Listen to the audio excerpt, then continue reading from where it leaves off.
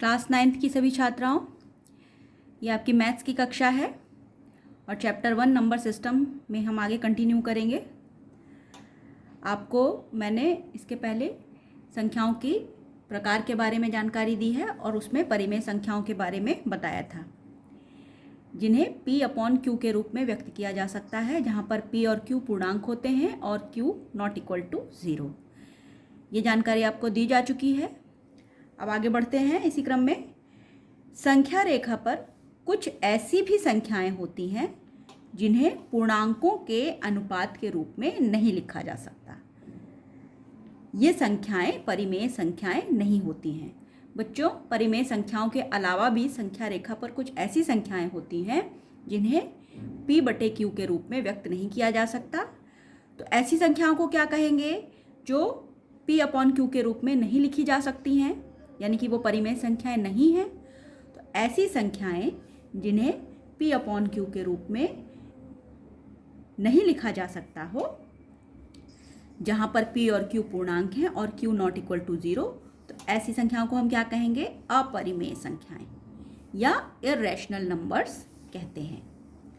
जिस प्रकार अपरिमित रूप से अनेक परिमेय संख्याएं होती हैं, मैंने आपको बताया था कि किन्हीं भी दो परिमेय संख्याओं के बीच में अपरिमित रूप से अनेक परिमेय संख्याएं हमें प्राप्त हो सकती हैं। उसी प्रकार से अपरिमेय संख्याएं भी अपरिमित रूप से अनेक होती हैं।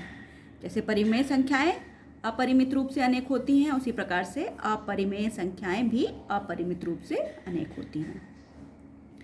अपरिमेय संख्याओं का जो समुच्चय है उसको कैसे लिखेंगे? Q = X such that X परिमेय नहीं है। इस प्रकार से इसको व्यक्त किया जा सकता है। तो संख्या रेखा पर जितनी भी परिमेय संख्याएं नहीं हैं, वो संख्याएं अपरिमेय संख्याएं होंगी। उदाहरण के तौर पर √2, √3 और पाई, ये सभी ऐसी संख्याएं हैं जिन्हें परिमेय संख्या के रूप में नहीं लिखा जा सकता है। ये सभी अपरिमेय संख्याएं कहलाती हैं। √2, √3 और पाई, ये सभी अपरिमेय संख्याओं के उदाहरण हैं। परिमेय और अपरिमेय संख्याओं का जो संग्रह अगर कर दिया जाए, अर्थात एक ऐसा समूह बनाया जाए, समुच्चय बनाया जाए जिसमें परिमेय संख्याएं भी हों और अपरिमेय संख्याएं भी हों, दोनों हों, तो ऐसी संख्याओं के संग्रह को हम वास्तविक संख्याएं या रियल नंबर्स कहते हैं। रियल नंबर को R से प्रकट किया जाता है और वास्तविक संख्याओं में सभी संख्याएं आ जाएंगी, वो चाहे परिमेय हो या अपरिमेय हो। प्रत्येक वास्तविक संख्या को संख्या रेखा के एक अद्वितीय बिंदु से निरूपित किया जा सकता है। वास्तविक संख्या ऐसी होती है जो संख्या रेखा पर हमें कहीं ना कहीं जरूर प्राप्त होगी एक अद्वितीय बिंदु के रूप में, अर्थात उसके समान कोई दूसरी संख्या नहीं होगी या उसके बराबर कोई दूसरी संख्या नहीं होगी। साथ ही संख्या रेखा का प्रत्येक बिंदु, संख्या रेखा का हर बिंदु एक अद्वितीय वास्तविक संख्या को निरूपित करता है। संख्या रेखा पर कोई भी बिंदु ले लीजिए, वो बिंदु एक वास्तविक संख्या को जरूर निरूपित करेगा।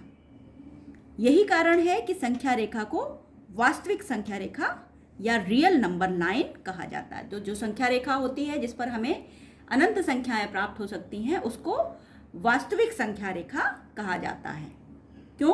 क्योंकि उसमें जो प्रत्येक बिंदु होता है वो एक अद्वितीय वास्तविक संख्या को दर्शाता है।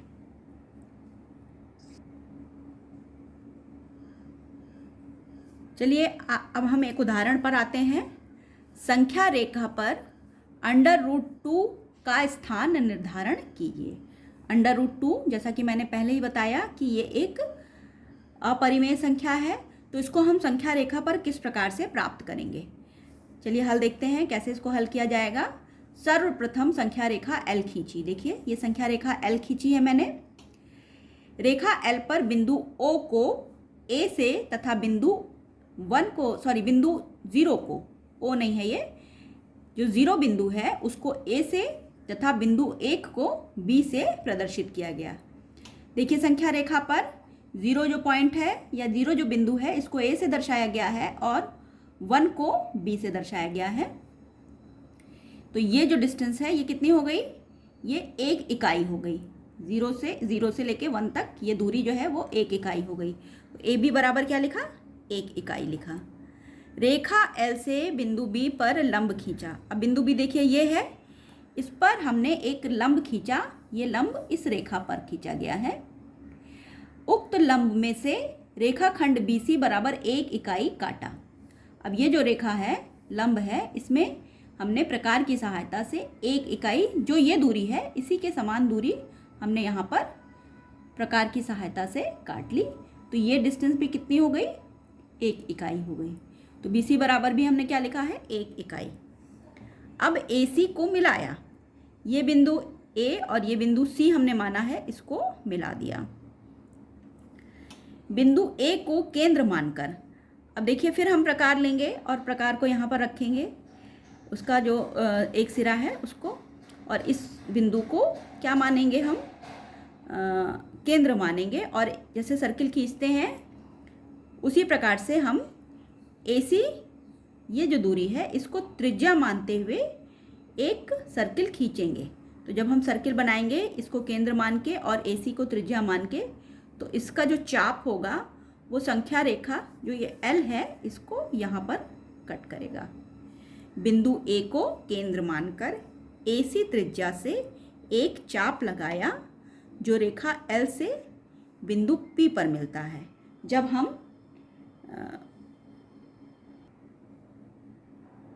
बच्चों ये प्रकार की सहायता से हम A को केंद्र मानेंगे और AC को त्रिज्या मान के इस तरह से इस पर चाप बनाएंगे।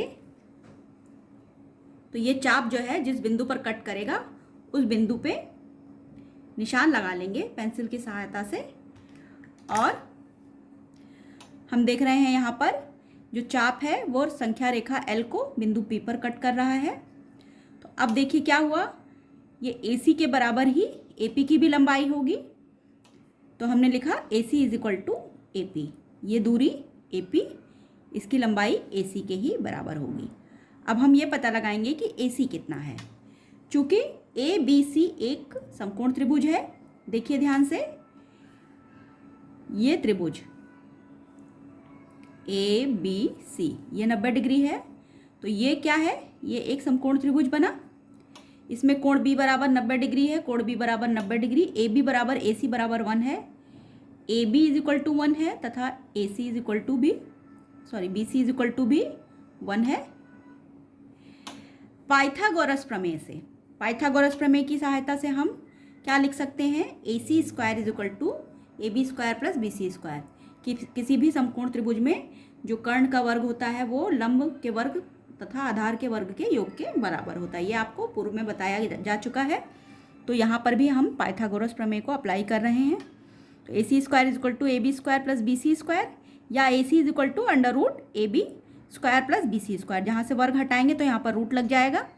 अब AB तथा BC का मान हम जो हमने यहाँ पर लिया है, लिखा है, उसको रख देंगे 1 स्क्वायर प्लस 1 स्क्वायर, 1 का स्क्वायर 1 ही होगा और यहाँ पर भी 1 होगा। इन दोनों को जोड़ेंगे तो अंडर रूट 2 आ जाएगा। तो AC बराबर तो आपको अंडर रूट 2 मिल गया, ये AC अंडर रूट 2 हो गया। अब यही AC किसके बराबर है, AP के भी बराबर है। तो AP बराबर भी क्या हुआ बच्चों, अंडर रूट 2 हुआ। तो हमें AP बराबर अंडर रूट 2 मिल गया। संख्या रेखा पर हमें ये बिंदु मिला P और A से P की दूरी यही अंडर रूट 2 है। तो संख्या रेखा पर हमने रूट 2 को निरूपित कर दिया या उसका स्थान हमने निर्धारित कर दिया।